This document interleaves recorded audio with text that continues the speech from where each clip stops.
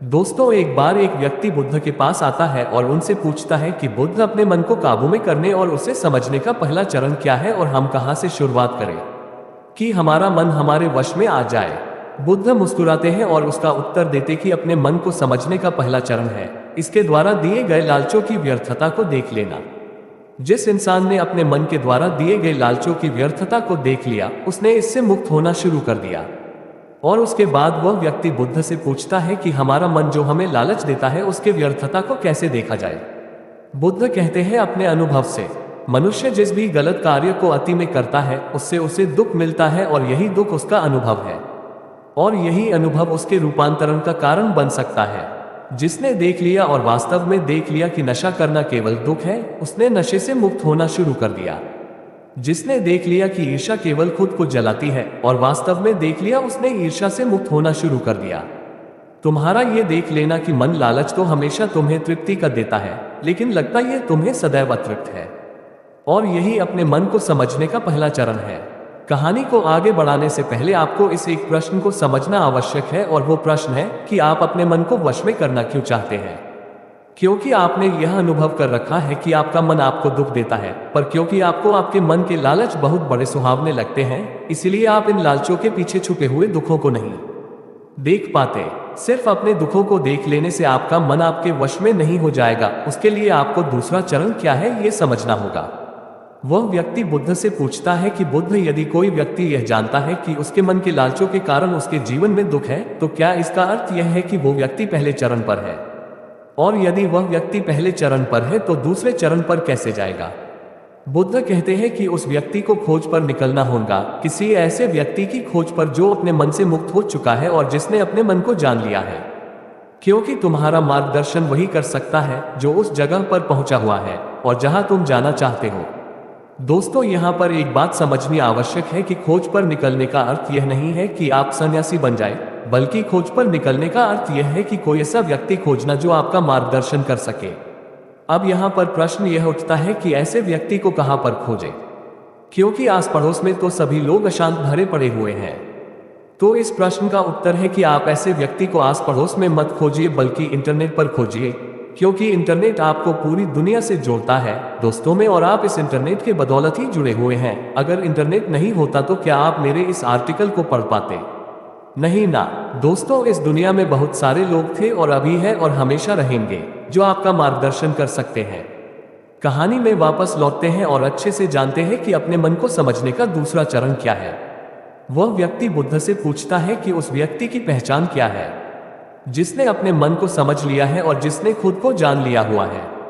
क्योंकि हर व्यक्ति ये दावा करता है कि वह ज्ञानी और बुद्धिमान है, लेकिन वास्तव में ज्ञानी कौन है वह कैसे पता लगेगा? बुद्ध कहते हैं कि यही तीसरा चरण है, और वो चरण है सुनकर। सुनना ही अपने मन को समझने का तीसरा चरण है। उसके बाद वह व्यक्ति बुद्ध से पूछता है कि क्या देखकर यह पता नहीं किया जा सकता, क्योंकि आपको देखकर ही पता लगता है कि आप एक महात्मा हैं। बुद्ध कहते हैं कि देखने में तो कोई व्यक्ति बहुत शांत लग सकता है, लेकिन भीतर से वह क्या है यह उसके शब्द ही बता सकते हैं। लेकिन ध्यान रहे कि शब्दों पर भी विश्वास एकदम से नहीं कर लेना है। किसी भी बात पर विश्वास इसीलिए कर लेना है कि उसे मैंने कहा हुआ है या किसी महात्मा ने कहा हुआ है। किसी भी बात पर विश्वास आपको तब कर लेना है जब वह तुम्हारा अनुभव बन जाए। गौतम बुद्ध के द्वारा कही गई इस बात को मैं आपको थोड़ा और आसान भाषा में समझाने की कोशिश करता हूँ। दोस्तों, कोई कहता है कि ध्यान करना अच्छा है और कोई कहता है कि ध्यान करना बुरा है। ये दोनों ही अतिया है। अगर आप अभी ध्यान को अच्छा मानते हैं तो आप बहुत जल्द ही उससे बुरा मानने लग जाएंगे, और यही हमारे मन की चाल है। तो अब आपके मन में सवाल उठा होगा कि कैसे? तो उसका उत्तर यह है कि ध्यान की शुरुआत में आपको आनंद नहीं मिलेगा, बल्कि बोरियत महसूस होगी। और आपका विश्वास क्या था कि ध्यान अच्छा है, लेकिन आपको अनुभव क्या हो रहा है कि ध्यान बोरियत भरा है। तो धीरे धीरे आपका विश्वास बदलने लगेगा। पहले आप ध्यान को अच्छा मानते थे, लेकिन अब आप ध्यान को बुरा मानने लग जाएंगे। आप एक अति से दूसरे अति पर पहुंच जाएंगे, और यही हमारे मन की चाल है। हमारा मन हमें अतियों में ही भटकाता रहता है, और अगर आप ध्यान को बुरा मानते हैं तो आप कभी भी ध्यान करेंगे ही नहीं। अब कहानी में वापस लौटते हैं और अच्छे से समझते हैं कि अपने मन को समझने का तीसरा चरण क्या है। बुद्ध कहते हैं कि किसी भी बात पर विश्वास तब तक नहीं करना है जब तक वह तुम्हारे विवेक की कसौटी पर खरी नहीं उतर जाए। और इसके लिए कर्म करना आवश्यक है, और कर्म ही अपने मन को समझने का चौथा चरण है। अगर आप धन कमाना चाहते हैं तो आपको सही दिशा में कर्म करना आवश्यक है। ठीक उसी प्रकार अगर आप खुद को जानना चाहते हैं तो आपको सही दिशा में कर्म करना आवश्यक है। वह आदमी बुद्ध से पूछता है कि सही दिशा में कर्म करते वक्त आदमी क्या गलती कर सकता है। बुद्ध कहते हैं कि केवल दो गलतियां कर सकता है। पहली गलती है शुरुआत ना करना और दूसरी गलती है पूरा रास्ता तय न करना। और इन दोनों गलतियों के पीछे हमारे मन की चाल होती है। कोई सोचता है कि मैं शुरुआत कल से करूंगा और कोई सोचता है कि शायद मैं सफल ना हो पाऊं। इन दोनों ही गलतियों को व्यक्ति जागरूकता की कमी के कारण करता है। बिना जागरूकता के व्यक्ति का मन उसे सही दिशा में चलने ही नहीं दे सकता, और जागरूकता ही अपने मन को समझने का पांचवा चरण है। इसीलिए दिन के हर एक क्षण को जागरूकता के साथ जियो। कोई भी कार्य करो तो उसे जागरूकता के साथ करो। अगर सांसें भी लो तो उसे जागरूकता के साथ लो। बिना जागरूकता के साथ जिया गया एक भी क्षण मृत्यु के समान है। और ध्यान रहे कि जागरूकता बिना ध्यान के संभव नहीं है। वह व्यक्ति बुद्ध से पूछता है कि बुद्ध अपने जागरूकता के स्तर को कैसे बढ़ाया जा सकता है। बुद्ध कहते हैं कि ध्यान के द्वारा, और ध्यान ही 6 चरण है। एक बार आप अपने मन को समझने के 6 चरणों को ध्यान से समझिए। अपने मन को समझने के 6 चरण। 1. थोड़ी जागरूकता के साथ ये देख लेना कि यह मन ही दुख के बीज बोता है। 2. किसी ऐसे व्यक्ति को खोजना जो मन से मुक्ति पाने का मार्ग बता सके। 3. सुनना। 4. सुने हुए को कार्य में लाना। 5. जागरूकता, जिससे आप मार्ग से भटके ना। 6. ध्यान। यदि सीधे शब्दों में कहा जाए तो ध्यान ही वह नाव है जिस पर बैठकर मन रूपी नदी को पार किया जा सकता है। लेकिन ध्यान तक पहुंचने के लिए शुरुआती के 5 चरण बहुत आवश्यक है। अभी आप कौन से चरण पर हैं, हमें नीचे कमेंट बॉक्स में कमेंट करेंगे जरूर बताएं। क्योंकि दोस्तों हर ज्ञानी इन 6 चरणों से गुजरता ही गुजरता है।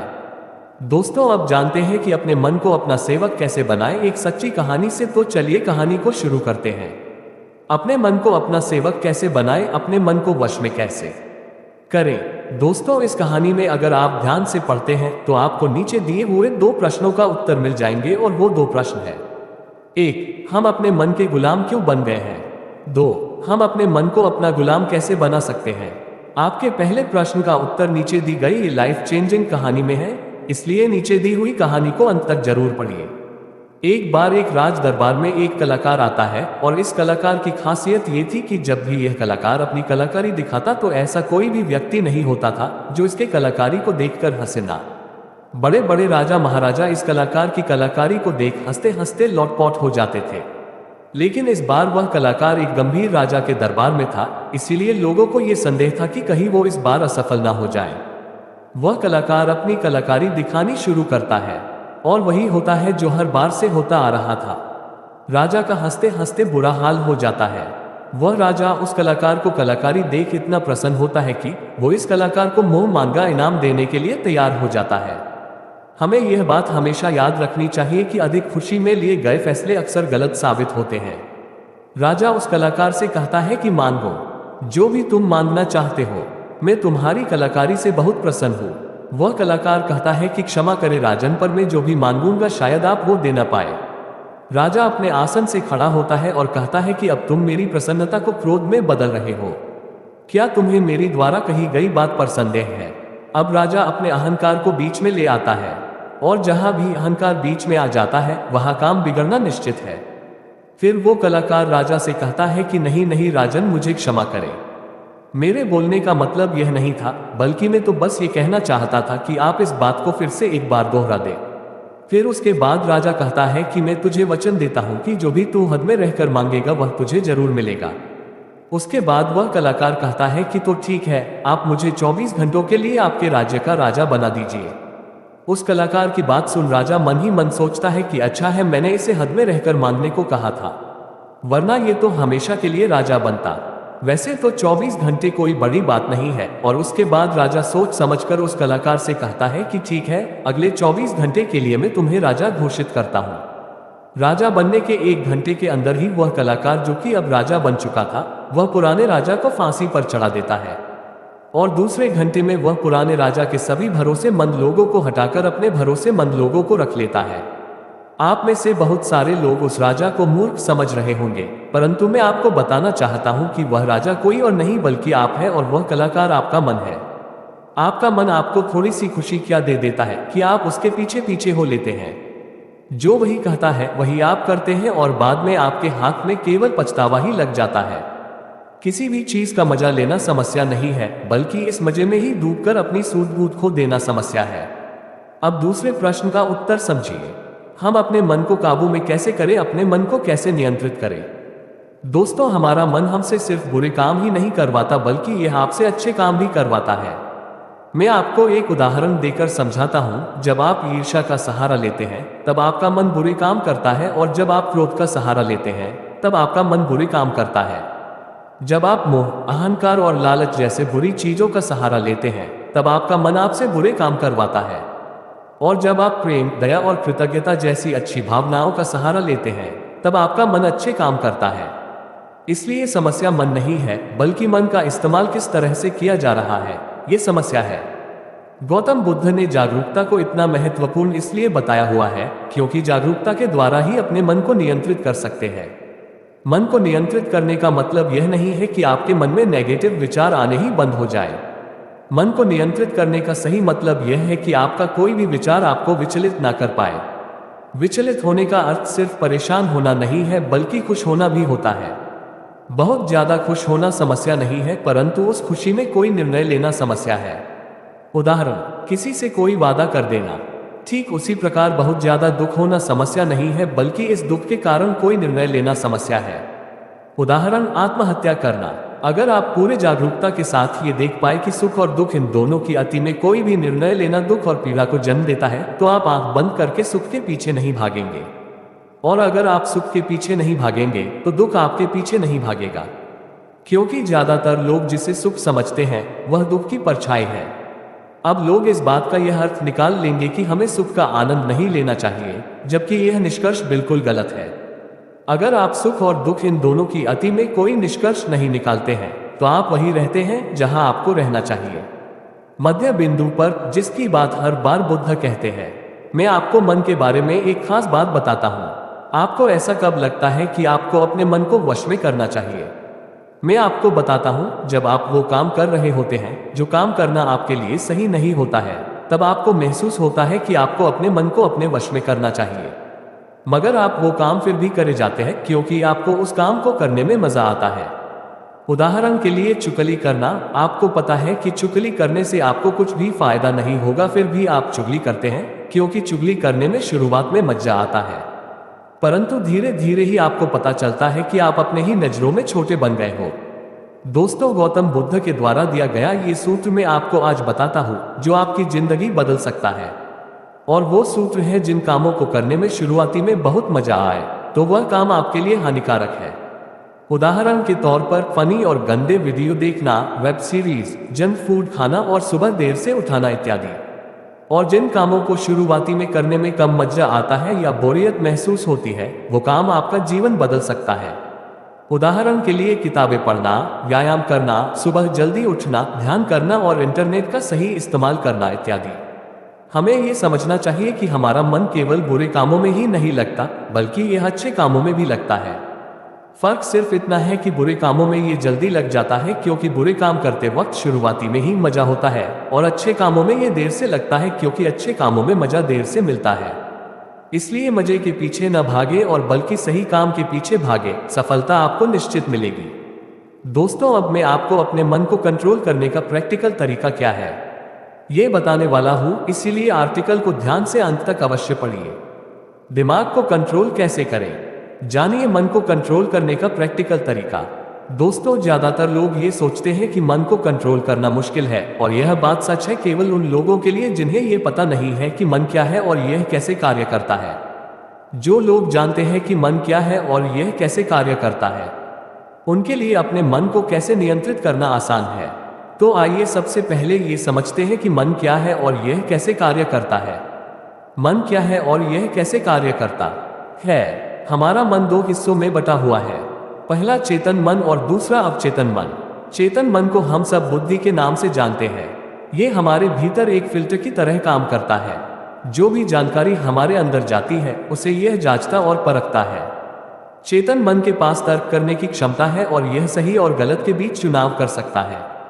परंतु अवचेतन मन ऐसा नहीं है, उसका कार्य अलग है। हमारा अवचेतन मन सही और गलत के बीच चुनाव नहीं कर सकता है। जो भी जानकारी चेतन मन सही मानकर अवचेतन मन में भेज देता है, वह उसका विरोध नहीं करता है, चाहे वह जानकारी गलत ही क्यों न हो। एक उदाहरण देकर समझाता हूं। मान लीजिए कोई व्यक्ति आपको कमजोर कहता है, मगर आप कमजोर नहीं है, तो आपका चेतन मन उस व्यक्ति की बातों का विरोध करेगा। मगर जब वह व्यक्ति उसी बात को आपसे बार बार कहेगा और उसी के साथ ही अन्य लोग भी उसी बात को बार बार कहेंगे, तो आपका चेतन मन इस बात को सच मान लेगा और आपके अवचेतन मन में भेज देगा। और अवचेतन मन का काम है, जो बात उसके भीतर चली गई है, उसे सच साबित करना। इसका सबसे बड़ा उदाहरण है, जब हम छोटे हुआ करते थे, उस समय हमारे भीतर बहुत आत्मविश्वास था। परंतु जैसे जैसे हम बड़े होते गए, हमारा आत्मविश्वास कम होता गया, क्योंकि हमारे स्कूल और कॉलेजेस से और समाज से बार बार नकारात्मक बातें सुनने को मिली और हमारा अवचेतन मन उन्हें सच मान बैठा। हो सकता है कि आपने इस बात पर ध्यान दिया हो कि आप गलत करना तो नहीं चाहते, परंतु फिर भी गलत करते हैं। आप डरना तो नहीं चाहते, लेकिन डर जाते हैं। ऐसा क्यों होता है, क्या आप जानना चाहते हैं? तो आर्टिकल के अंत तक बने रहें। दोस्तों, ऐसा इसीलिए होता है क्योंकि जाने अनजाने में आपके अवचेतन मन में बहुत सारी गलत जानकारी चली गई हुई है, जिसे वह सच मन बैठा हुआ है। तो अब प्रश्न यह उठता है कि इसका समाधान क्या है, क्योंकि बहुत सारी गलत जानकारी हमारे भीतर जा चुकी है और हमारा आत्मविश्वास कम हो चुका है। अब आप इसका समाधान समझिए। अब तक आपने ये समझा कि मन क्या है और यह कैसे काम करता है। अगर एक लाइन में कहूं कि मन क्या है, तो हमारा मन जानकारी का एक ढेर है, जो जाने अनजाने में हमारे भीतर चली गई हुई है। अब हमें सबसे पहले ये समझना होगा कि चेतन मन जानकारी लेता कहां से है। वे कौन से द्वार है जहां से जानकारी भीतर प्रवेश करती है। अपने मन को कंट्रोल करने के उपाय और समाधान।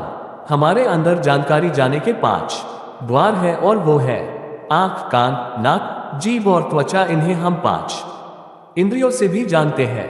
बहुत सारी गलत जानकारी हमेरा भीतर जाने के कारण हमारा मन हमारे वश में नहीं है। अगर हम अपने मन को अपने वश में करना चाहते हैं, तो हमें बहुत सारी सही जानकारी इस मन को देनी होगी। कम से कम उतनी सही जानकारी जितनी गलत जानकारी हमारे भीतर पहले से पड़ी हुई है।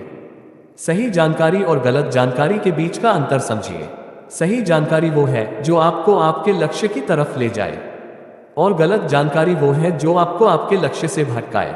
उदाहरण से समझिए कि एक सन्यासी का लक्ष्य आत्मज्ञान है और आत्मज्ञान के लिए ध्यान करना आवश्यक है। अगर कोई चीज उसे ध्यान करने से रोकती है, तो वह उसके लिए एक गलत जानकारी है।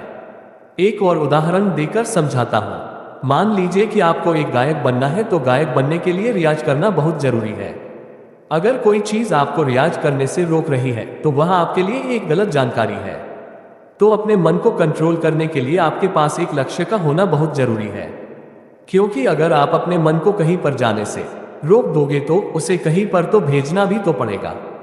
अगर आपके पास लक्ष्य है, तो आपको सबसे पहले क्या करना है, ये ध्यान से समझ लीजिए। सबसे पहले इस चिंता को छोड़ दीजिए कि कितनी गलत जानकारी आपके भीतर जा चुकी है। आपको बस इतना करना है कि आपके 5 द्वारों पर, यानी कि जहां से जानकारी भीतर प्रवेश करती है, वहां पर जागरूकता का पहरा लगा देना है। कोई भी जानकारी आपके भीतर अनजाने में प्रवेश ना करे। पहरा लगते ही आपको बैलेंस में जुट जाना है। अब आप ये सोच रहे होंगे कि बैलेंस किस चीज का?